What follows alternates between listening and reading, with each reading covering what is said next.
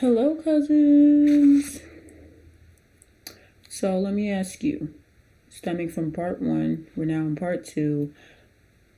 Can you trace back to when you really started your walk where you had nothing but to trust from the uncertainties, the circumstances, everything around you? You just had to trust God. You just had to just let Him have the wheel. That's the question for part two. And in the reflective space, how has everything changed for you?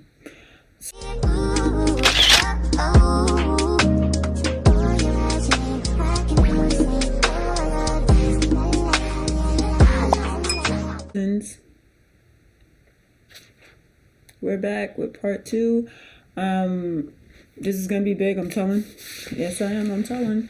But it's not a bad thing. It's actually a really good thing.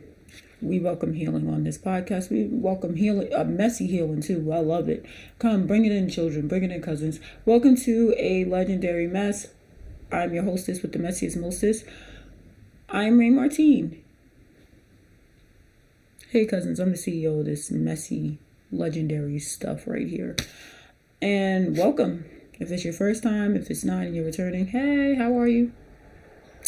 Anti-who's.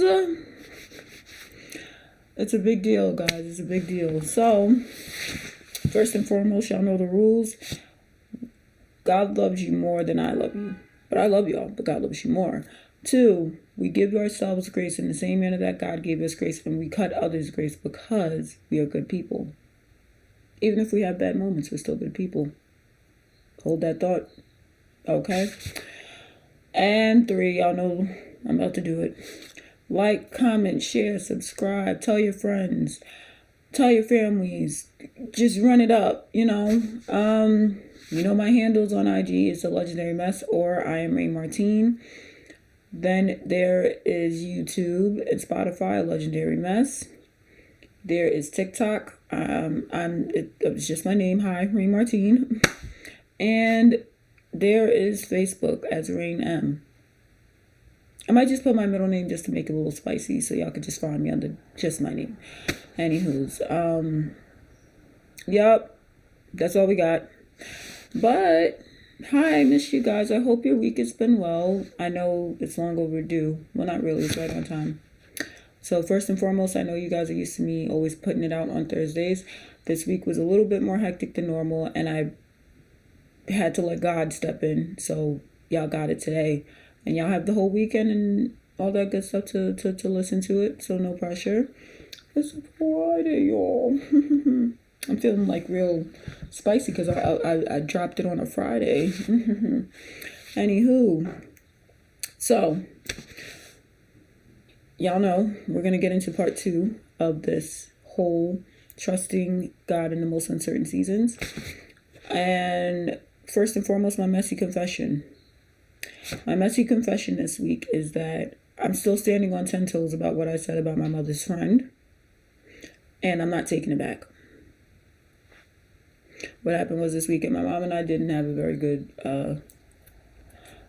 We had 2 different standpoints on one person. But after a couple of days, my mom started to kind of sit and see what I was saying in a bit. And she understood certain things. The parts that she didn't understand, I had to kind of let her sit with. And for me, that meant I had to create bigger boundaries. I love my mom. I love working for her and helping her. But I also understand sometimes that crosses.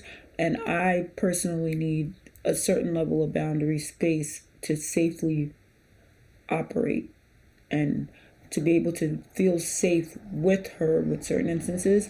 But that will be talked about a whole nother time, because maybe it will be a part 3, who knows. But part 2, this is all together, this is all tied together, it's a really big deal. But yeah, that was my messy confessions. But how that all started was because my mom's phone has been acting very odd, and it's been picking up the calls without the phone ringing or her even knowing. And I actually had experienced it, like calling her, and the phone picked itself up like 3 or 4 times. And yeah, so her friend heard what I said, and I'm not taking it back. And no, I'm not passing judgment. She can pass whatever judgment. She been doing that. That ain't nothing new. But I still stand on what I said. I'm not taking it back. And my mom understands this. She also knows it didn't come from a place of malice. It came from a place of protection and love. So it's still unfolding. I'll have an update next week. I promise you I'll have an update next week for sure. But yeah, it's still unfolding. But that's the messy confessions that I got this week. There's a couple of other ones, but that's the messiest for now. But yeah, I hope everybody's week has been going good, cousins. I really do. But yes, I want to get into this topic. I don't want to waste too much time on an intro, but I'm going to ask the question. Can you reflect and trace back to when you really started that initial, like, all right, God, you got it. Whatever you do, I'm going to follow.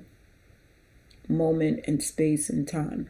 And for me, I'm going to be detailed, short, but very informative. I promise. For me, if I'm being 100% honest, which I am, I've never really steered too far from God where I couldn't hear him.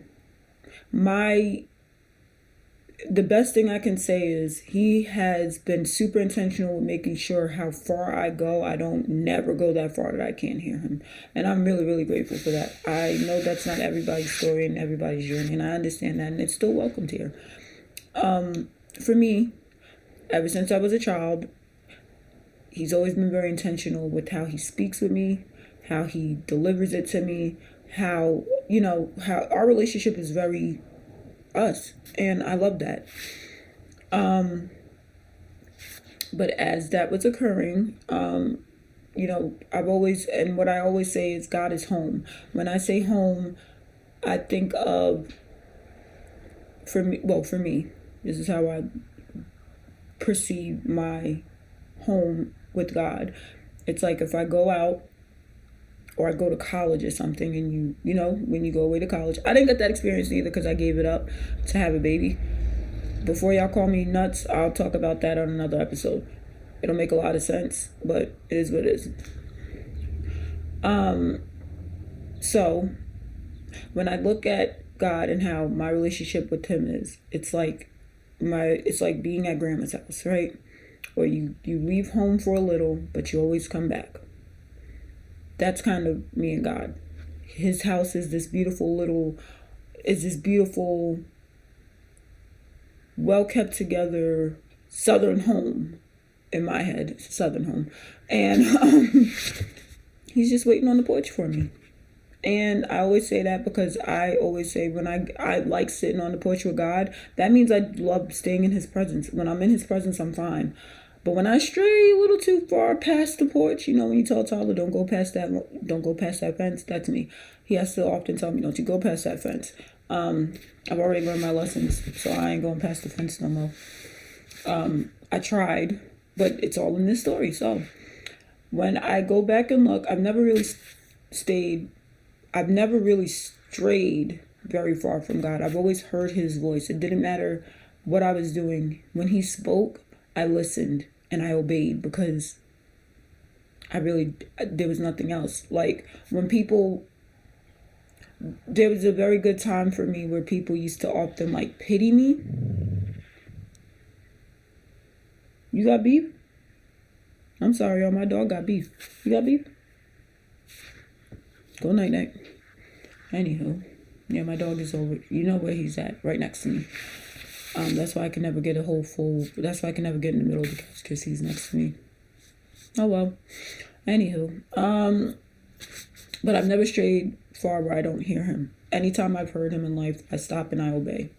And I've also realized there's a lot of moments where people would be like, like it's the pity moments, but I'm not pitied. I know I'm not pitied. That's a person's projection towards me, and I've understood and discerned it very well as of recent years. So when in my adult life, if we're being honest, there was a very good amount of I have to trust him, but the pandemic was when it's how it's tying it all together. So 2020 comes. Let me take it back to 2019. It's going to stem from when I heard God say, just say yes. And that was leading to my divorce. I was getting divorced in we had officially decided we were getting divorced in 2019.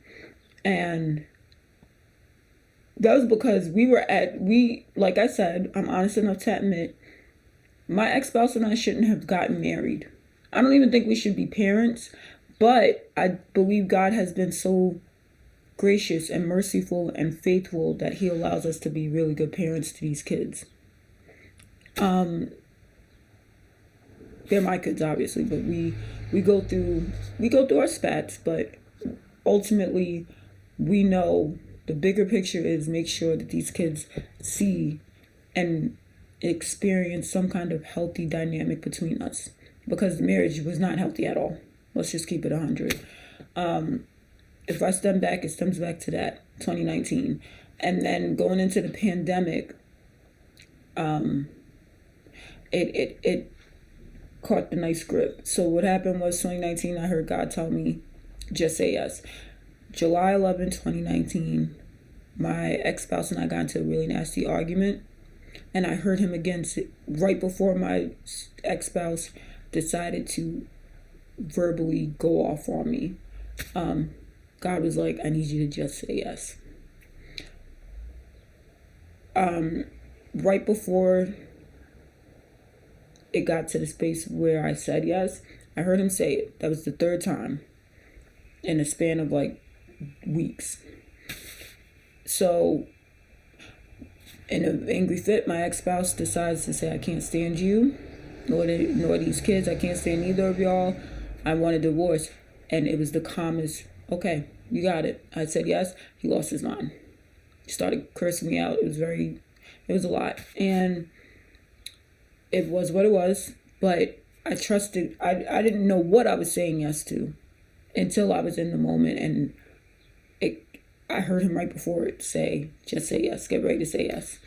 So even back then, I trusted how well he was already on me. If I had to go back further, in my adulthood, where it was just an uncertain season, when my mom got really, really sick and I was back in school for, trying to further my education and degree, my mom had gotten sick right after I had my last child, Rosie. And I mean, she was sick. She wasn't even she had to be maybe 6 or 7 months old when my mom, well, she's had a few moments, but this is the first time ever I was in the room to see her crash on the table. She had came out of a procedure, that ran for hours long when it shouldn't have, but there was some complications. And me being me, the soldier me, at 12 o'clock at night, strapped my small child to my chest, went to the hospital, and was not a happy camper with a lot of them staff members because we didn't have no updates. We knew nothing. For all we knew, my mom could have been dead. And that pissed me off. So God nudged me to be like, go to the hospital. I don't care that it's 12 o'clock at night. And I went. And they wouldn't let me stay long, but she was in recovery. Then they were going to move her. They moved her to a room. And when I say God is very intentional with when he has to move me in certain situations, he is. He then put her on the floor that I last visited my late mother on, right across from the room that I last saw her in. And my mom was talking to us. She went to inhale, and the monitors, everything, her body just shut itself down. And I'll never, ever, ever, ever, ever forget God telling me to stand still and be at peace in the moment that I should have been extremely frantic and scared out of my mind. When my mom crashed on the table, all of us, her children and family members and others, were in the room. This was 2016, the very beginning of 2016. And we were all in the room when that happened. And they were telling us to clear out because they wanted to work on her. And the first thing I said was, I don't move. My son, who at the time had to be about maybe 6 or 7. He wasn't moving. And my son is my mom's first grandson. He also is named after 2 of her late brothers. And he was like, I ain't moving either. And my son stood at one foot of the bed, I stood at the other, and we were not moving. And God, I remember he said, just stay, he told me flat out, be at peace, but stand still. And I did. And my son stood with me. He, to this day, he says he didn't hear God tell him. He just felt the urge to stand there and make sure that his grandmother knew he was in the room. And when we told her what happened afterwards, it was amazing that her experience, what she said was she could see us out of body. She could see us standing. She could see me and him. She could tell me what side he was on. She could tell me what she saw. And still, I was just like, God really be moving, and he's amazing. That's the earliest, and that's one of them. But when it comes to where I'm at now, 2020, because the pandemic hit us so hard in ways that was so unforeseen. I didn't have a choice but to just be like, you got it. So 2020 hits. First and foremost, right after I got into the space of learning what divorce was, I still had to learn who I was. And I did some very uncharacteristically not me things. And it landed me in a situation where I found myself pregnant with twins in 2020. The week of my last child's birthday, Rosie, her birthday is July 26th. July 19th and July 20th, I was hospitalized. I was pregnant with twins by a person who at the time I like to call in between seasons exploring. And it got me in a situation where I found myself pregnant with twins. And that situation, I can't really speak fully on, but what I can say is I knew what I was at.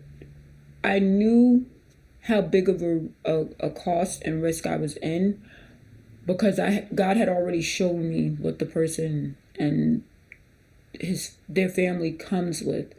And my first instance was protect all the children involved, right? So the ones that I was carrying, his children, my children. I made that decision. I don't regret it. And if they're watching this, I don't regret it. I don't. I'm sorry. But the bigger picture was make sure the kids were protected at all costs. That meant including my unborns. And when I look back, it made so much sense that God did that. He told me to just protect them and he was very intentional with how I moved. Naturally, I'm already a private person, so imagine how much privater I can get. So 2020 hits. I had COVID for the first time in 2019, but it wasn't labeled as COVID. It was still kind of like, there's a mysterious disease running around. It was COVID. Me and my daughter had it. And my mom we all probably had it. But I know for sure my daughter had it, I had it, my mom had it. 2020 hit. I found myself pregnant with twins. I found my family relationships were at a strain. My daughter was silently dealing with anxiety. Well, no, not anxiety. Let me take that back. She was dealing with a very heavy form of depression from many different things. And her anxiety started going through the roof because her everyday activity and routine was completely disrupted by the pandemic. My eldest, I should say, because I have 3 daughters and 1 boy. My eldest is Aries. She was going through it the hardest. And we all went through it. Don't get me wrong. We all went through it. Fast forward July 2020, I found myself in the hospital. I was pregnant with twins. I had a son and a daughter. And I had twin-to-twin transfusion syndrome. And my son died July 19th. My daughter died July 20th. And I had to have them extracted out of me because I wasn't willing to push them out. I will be honest and say I was a very big chicken. I was not pushing them out, and I didn't want to I didn't want to stay longer in the hospital. So as that's happening, now it's the week of my daughter's birthday. Now I have to kind of show up, host, do all these things. And I'm doing this with this extra weight and belly. And I'm trying to be as gracious as possible. But on the inside, I'm destroyed. I'm very, depressed. I'm anxious. I'm going through it. And I still did it. But it took so much out of me doing it. Now, as I'm trying to navigate that space, I started to pray harder, more fervently, more just praying, not even about me, but over everybody else but me. Because at that point, I didn't have anything to pray for over myself except just make sure I can maneuver these next few months. God graciously did that and more. Now, fast forward 2021, it was solely me and God and them kids. And I say this to say 2020 was beautiful. Don't get me wrong. I got a nephew that's my birthday buddy out of this. I gained a sister-in-law who I didn't even... Hi, Kayla. I gained a sister-in-law. I gained new people who have still stayed beside me with a lot of things, and I'm here with them. I got to rekindle certain connections. I'm very proud of how 2020 actually molded me. But 2021, let me tell you, 2021 came about, and I was now still in this space of learning and exploring what it was like to be single me. And that was I was having too much trouble, so I just had to stop thinking about single me and just figure out me as the whole person. What did I like doing now that I'm not tied to somebody, and now that their needs don't come first? And that was different for me. So 2021 hits, and it's just me and God. It's me, God, and these kids. Every day, I would get up, do therapy, make breakfast, sit with them, watch as they're learning what they're learning on virtual learning. But also, we took a very big hit with my daughter. She went through something really traumatic, and it shaped the entire foundation of our family, and I'm glad it did. So that's happening. I'm still trying to figure out how to heal from one loss. When it came to my eldest daughter and what she was going through, that situation, if I ever get the chance to talk about it with her permission, I will have her sit here and tell y'all. And it'll be the first time she gets to hear from my experience, and I'll get to really, it'll be y'all first time I've heard her experience, but it'll be everybody else's first time hearing it. But it was something where I'll never forget. I was on the phone with my best friend Tiff. That's really my sister. I don't like calling her. I don't like deducing her to that, but that's my sister. Tiff was on the phone with me, and she's like, "You gotta cry. You gotta do something." I said, "If I cry, it's gonna defeat the purpose of why I'm being still and why I'm being numb." I said, "If I cry, I'm gonna end up right next to her, and one of us I have to be functional." But I did cry when I got home. Fell apart for 2 days. Wiped my face and still tried to keep it together, but I fell apart when I got home. But even in that space where I had to break and surrender and fall apart, I'm really grateful because God had to still sit with me and walk me through that. And he really walked me through it. So now 2021 hits, it's me and God, and I'm journaling more, I'm praying more, I'm being more precise. It was so peaceful in a way. Like, I didn't have to bother with people. Not because of the pandemic, but because at that point, 2020 was God like, all right, I'm going to show you who's who. It's your job to kind of do what you need to. And that's what I did. 2020 came, and I had just my small few. And they're still here, and I love them. I really do. Thank you guys for being the tightest of tightest. At that point, I was kind of like, all right, nothing else could really shake my foundation. 2021 comes and goes. It was the most progressive year at that point. 2022 comes and woo, was I hit with loss after loss after loss. I think I buried more people 2022 than I've ever buried in my life. 2022 hits. We lost my uncle. We lost a cousin. This is only February, mind you. No, January and February, we were losing people left and right. Not even to COVID, just to, old age or a surgery gone wrong. You know what I mean? So 2022 hits. We get to February 2022. It's all chaos. Chaos. Like, I was like, dang, Lord, I thought we was going to be all right. My daughter celebrates her birthday. We're going in pieces. And the next thing I know, we get to April of 2022 and I lose my dad. One thing that I'm very honest and transparent on is I'm a daddy's girl. I love my dad. And he always knew the moment I would have to lose him, I'm losing a part of my mom. To a lot of people, it might not make sense if your parents are still alive, but to those who know what I am talking about, it is not. It's hard. So April 2022 comes, I get a phone call April 5th from my sister, who I actually still to this day was like, maybe, what kind of sick joke are you playing? And she was calling me to tell me my dad was like officially, the day has come. And don't get me wrong, I was very depressed when my mom passed. I was extremely depressed when my grandmother passed. I was distraught when it was the twins. My dad, let me tell y'all something. That was hard. It still is hard because there's a lot of moments I feel myself wanting to call him or wanting to just hear him. But I have videos and I have other things, but it's not the same as being in his presence.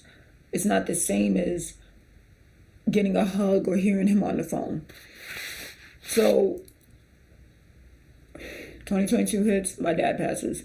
And that takes a lot out of me. I mean, a lot. I was like, now I feel like an orphan because my birth parents have passed. So now I'm like, dang, I'm an orphan. Even though my mom now, she's wonderful, but she also, before y'all think that I offended her, I didn't. She understood this very well because she lost both her parents a year apart from each other. She lost her dad 2012 and my grandmother passed 2013. And it was a hard year for her. And I sat with her that year. It was a really, really hard year. So trust me, she wasn't offended. She understood it wholeheartedly. She actually had a lot more empathy than I realized. So I was so distraught and broken up behind that. Like, I was numb. Like, when people would ask how I was doing, I was on autopilot. And I didn't know how to get out of it. A couple of months later, right after my nephew and my daughter's birthday, because they're a day apart. I'm sorry, they're 2 days apart a year. They're 2 days apart, but a year apart. We find out that another person who I've come to love so dearly, Pop Gary, we miss you. We really do. You are missed down here, something terrible. He also was a second father figure to me. He passes. So now I got two, and now I'm just struggling. Like, I'm like, both my father figures are gone. I'm struggling. Now I'm like, we're screwed. Like, 2022 is screwed. That's how I had played off. I was like, we're screwed. Like, this and this. And I'm crying, and it wasn't my coping mechanisms were terrible because if I wasn't eating, I would buy bottles of wine and throw it back. And that's not even smart. And what's crazy is I love wine, but I'm not a heavy wine drinker. That's when I knew something was wrong. And I was like, yeah, I'm going to have to probably like up my therapy or something. Because this ain't it. In all reality, yes, I was up in therapy and I was still listening to God, but I wasn't praying. That was a period where I had stopped. And I know it sounds ridiculous, but a lot of us have that habit. We'll stop praying at some point, and then it's the simplest things that God is just looking for us from. I had stopped praying. At that point, I really, if I'm being 1000% transparent, which I am,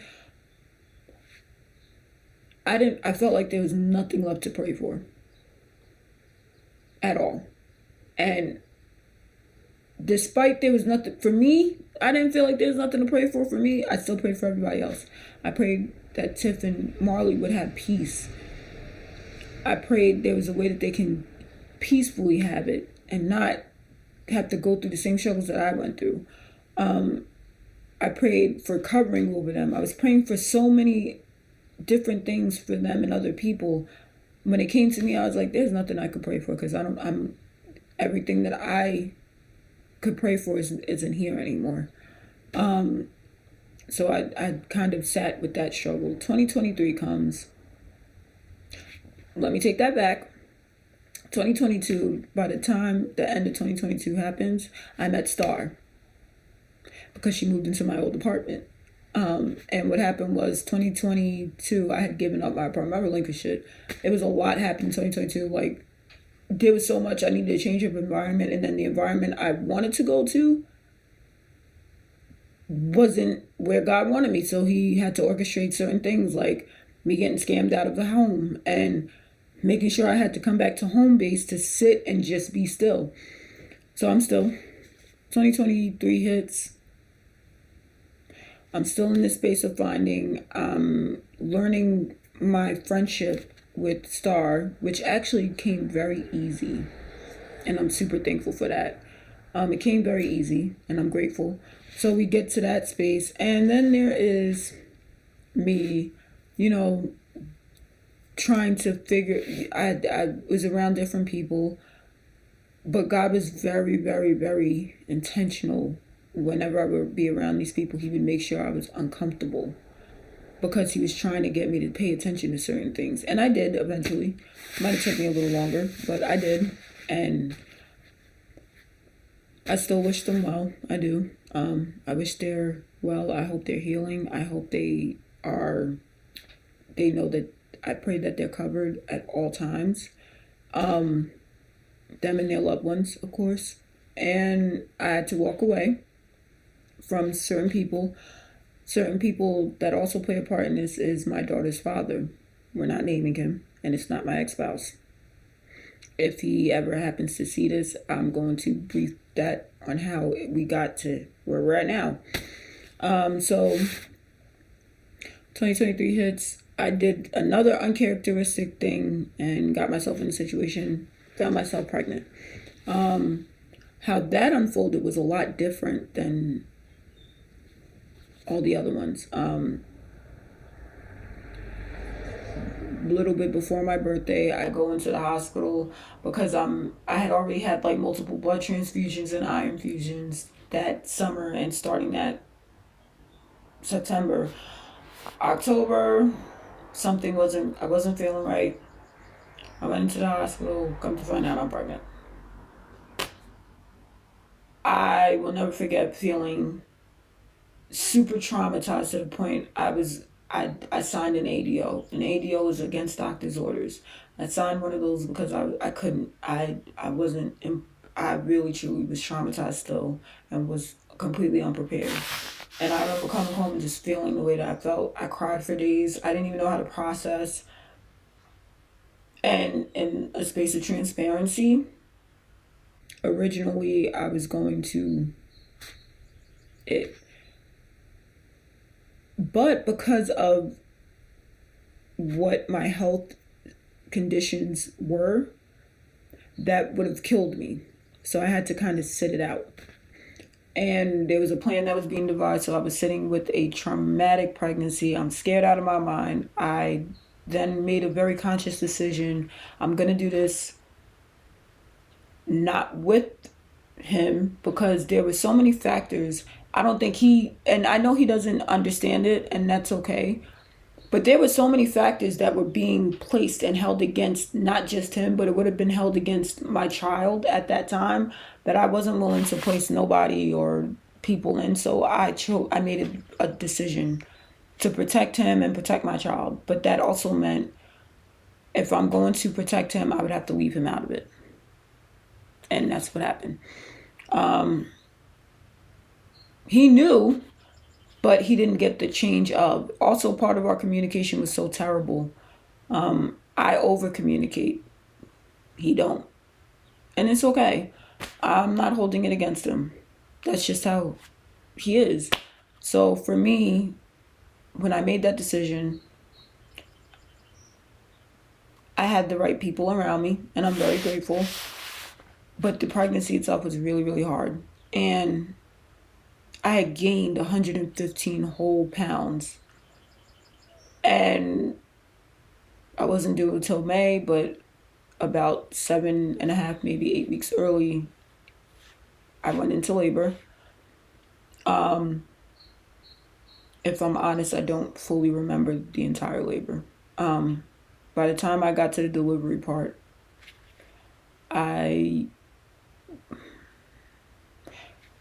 if I'm going to be honest, by the time I got to the delivery part, I was technically like dead on the table.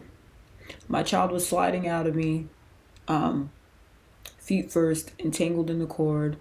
But because I had suffered something with my placenta breaking up in the womb because I was hit in the stomach while pregnant, no, not by the father, it was by a relative. I'm still actively working on that.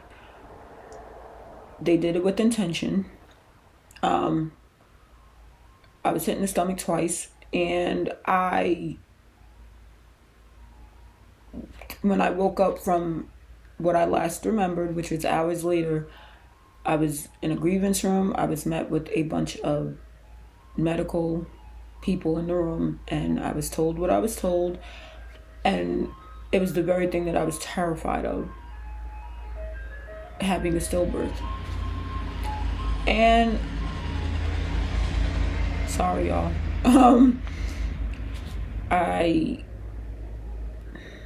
I really honestly did not want to hold her. I'm honest enough to admit that I wasn't ready to hold her, but I did anyways.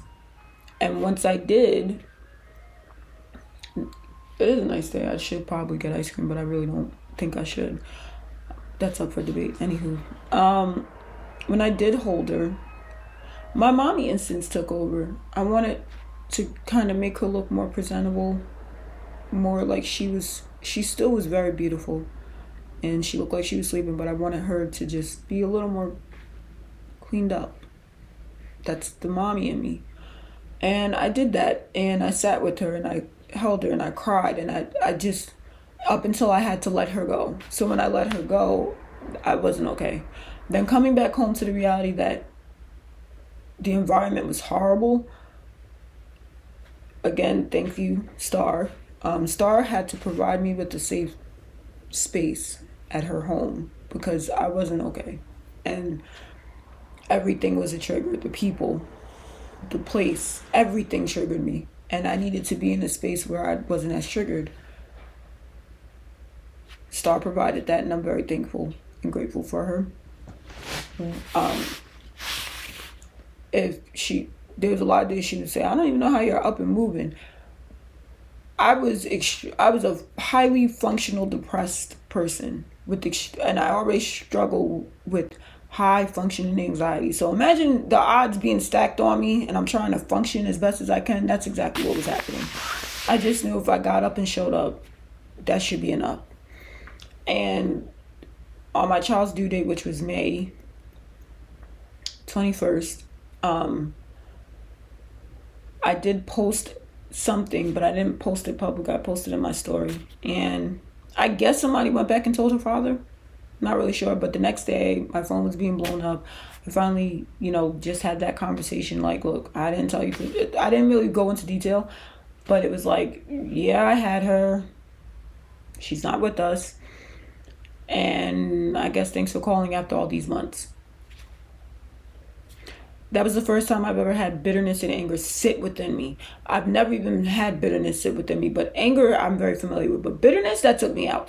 Because I was like, you're walking around here asking questions months later when you had my number and whatever. If you really were that curious, instead of having people looking online or trying to, whoever you were in contact with that would see me, like you could have just hit me up. But again, like I said, I'm not really.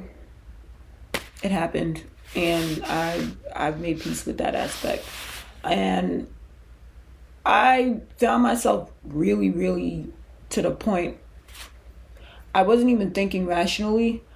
And this is the story where my daughter comes in the room and I'm brawling. Like, I'm brawling to the point I'm in the corner of the room, knees to chest, brawling.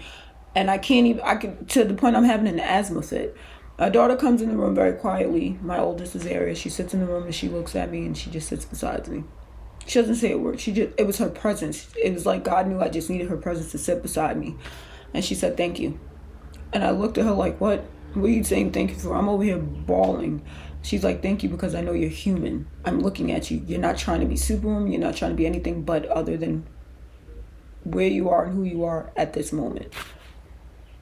And something in me said, I think I need to go back home. So I did. I went back to God. And I remember that night crying these tears that were not just any tears. They were tears of exhaustion for years. They were just tears. And I was like, please take me back home. That's all. That was the only thing I had. Please take me back home. And because of those tears and those cryings, and often Star would pray over me, but she'll be next to me with the like those type of things. God really was super intentional because he's like, I know you need to come back home. You're gonna come. You ready? Once I did that prayer, he knew I was ready. So 2024, as I'm trying to heal, I'm also in this space where I'm like, all right, God, I'm back home, but I need you to baby step me in every last thing that I do. And I meant baby step. There wasn't one aspect of me like not asking God, hey, what am I supposed to do with this? What do I do with this? What, like I was on that man's neck every 24/7. And I know he's not sick of me, but in my head, I like to think he'd be like, now, but I know he wasn't sick of me, but there wasn't a moment that I wasn't asking God, am I allowed to do this? Should I do this? I need your guidance. I was holding on to God so much that I guess he was so delighted, he just started making things happen. And it wasn't things that were grand gestures. It was little bouts of peace, little bouts of when I can go outside and not have anxiety and I can look around and appreciate things. It was certain family moments that I got to do, like taking my kids to concerts or taking them to restaurants that they never got to experience before, or being amongst some of my favorite people and we're learning how to do this, doing that. And let me tell y'all something. I'll never be more grateful than I am still to this day, because I cried the tears of God take me home. I didn't even have words. I just remember being on my hands and knees, brawling and crying and just feeling like I need home. Help me. And he heard that through the tears that I was crying, and he gently swooped in and rescued. So that was 2023 and 2024, obviously last year. And I was still struggling. Don't get me wrong, I still struggle because there were still things that were happening, but God wanted to make sure I had my eyes on him, and I did. I might have almost fumbled and failed, but I still stayed. 2025 comes, and I'm in a podcast. Let me tell you, he's been on my tail real heavy. Now I've made this podcast actually work, and I'm capable of helping others, which I'm really happy for. I didn't know that I was always told my words and my experiences can impact others and help others, but I didn't know to what extent until doing this podcast. So shout out to God for allowing me to see that. 2025 comes, and my game plan was, if nothing else works, just that you're still in good company because you're with God. That was my game plan. And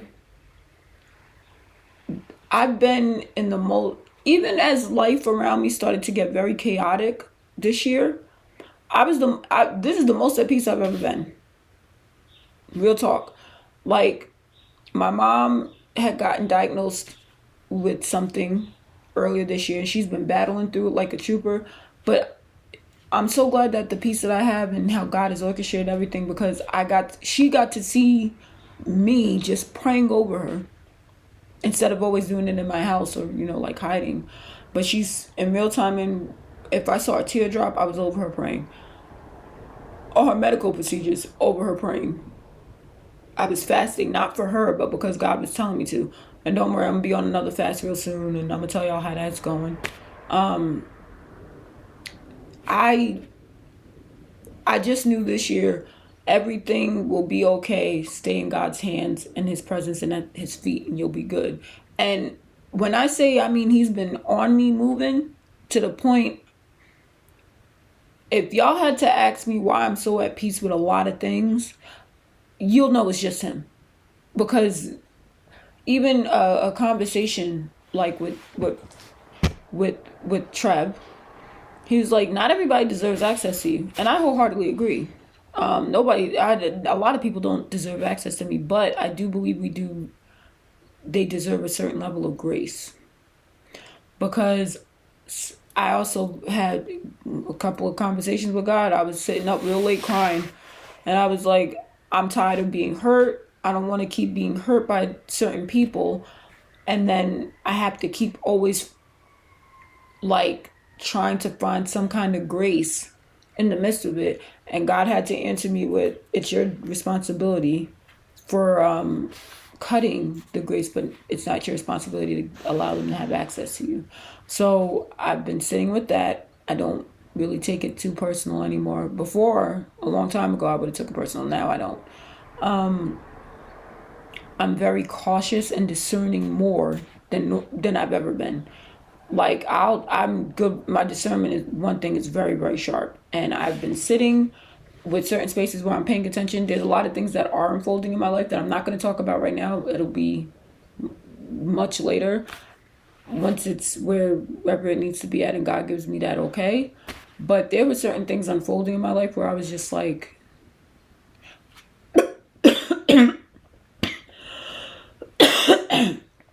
that's how true it is. I'm gonna still get the message out. Y'all tried it. Wow. Sorry, y'all.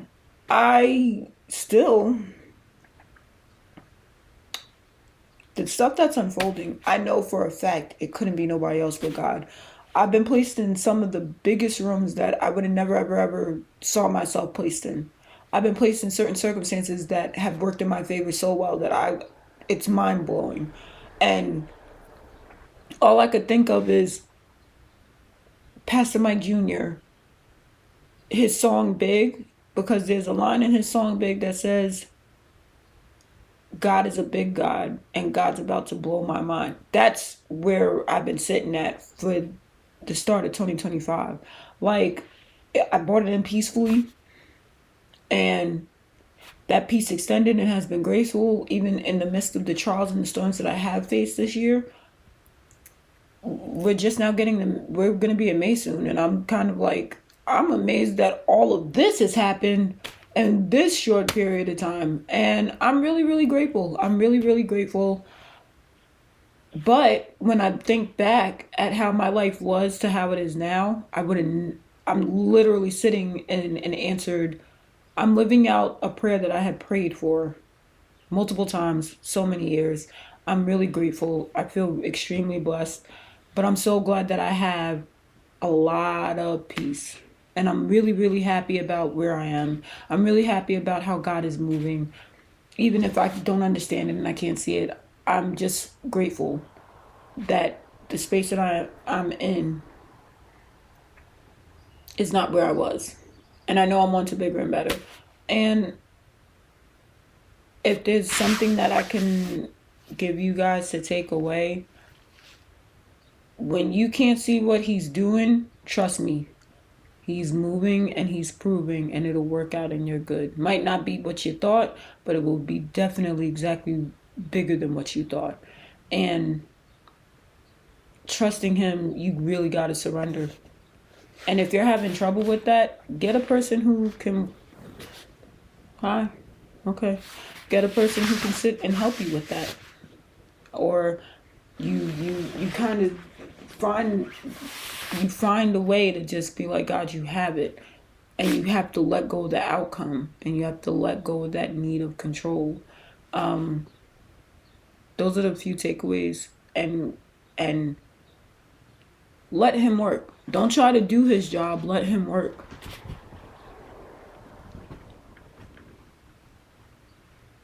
Excuse me, sir. Sir, we're filming. We're filming. Okay, all right. Why you always think I got food in my pocket? I don't live that life no more.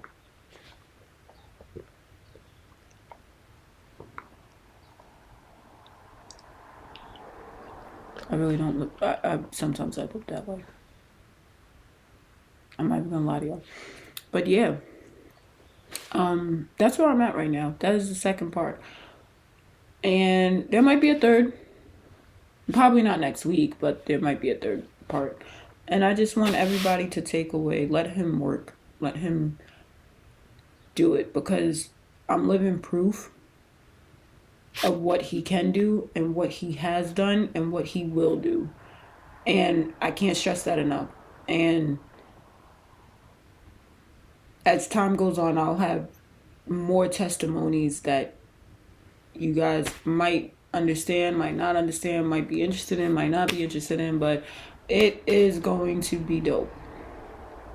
But make sure you let God work. Surrender. Let him work. Don't do his job. All you have to do is keep your eyes on him and follow him. That's it. That's really it. Because when I say I'm really happy, I don't even react to certain things anymore. Like, once upon a time, people would have said something really crazy to me, especially the dudes, because I don't like being catcalled. And one dude, I was coming from the gym, like earlier this week. I'm coming from the gym, trying to mind my little old business. And this guy chased me for like a block. He didn't get my number, but he sure did call me every name in the book. And normally, if this is a while back ago, like seasons prior, I would have cursed him out. Would have cursed him out and had somebody beat him up. But because I'm like, whatever. That's your thought. That's cool. Whatever. That's where I'm at. I don't even react to certain things anymore. And my discernment is crazy. Like, I've always been pretty good with my discernment, but now, ooh, Father God really did me in with my discernment. That might be my favorite thing that I've gotten so far, along with how I can hear him. But all in all, those are the takeaways. Just let him work. Surrender. Let him work. It'll work out. And also, boundaries are okay. I don't know why people don't think so, but boundaries are okay. You need boundaries. They are the very things that protect you. But if you're unsure of how to move what boundaries you need, you talk to God. He'll reveal them. I promise you, he will. And even with boundaries, you can still give a lot of love. You don't have to like harden, but allow God to do what he needs to do within you, around you, and amongst you, in order for you to really lock in. Because some people will be like, it's not, think God is a genie. Like, they'll think he's a genie and he's not. He's really not, trust me. But he's very intentional and he does love us, and I don't think I could stress that enough.